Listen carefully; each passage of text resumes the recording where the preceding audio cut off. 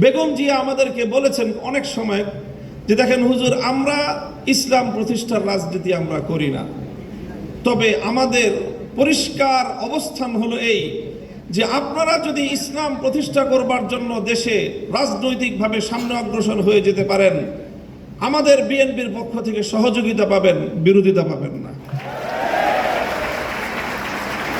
বাংলাদেশ জাতীয়তাবাদী দলের একজন মরহুম নেতা, সাবেক মন্ত্রী চৌধুরী কামাল ইবনে ইউসুফ, আপনাদের অনেকের নাম মনে থাকার কথা, তার একটা উদ্ধৃতি, তিনি একদিন এক প্রসঙ্গে বলেছিলেন, একটা কথা বলতে গিয়ে বিএনপির প্রতি তার নিজের যে অধিকার, সে অধিকার সাব্যস্ত করতে গিয়ে বলেছিলেন যে বেটা, আমি 200 বছর ধরে বিএনপি করি। কি বলেছেন? 200 বছর ধরে আমরা বিএনপি করি।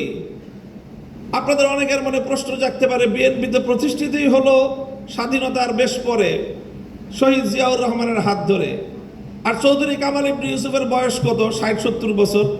তো বিএনপিও তো 50 বছর আগে জন্ম নেয় নাই, চৌধুরী কামাল ইবনে ইউসুফের বয়সও 50 বছর নয়। তো ওই বেটা কিভাবে 200 বছর ধরে বিএনপি করে? আপনাকে বিএনপির ঐতিহাসিক রাজনৈতিক ধারাটাকে আপনাদের অবশ্যই ধারণ করতে হবে।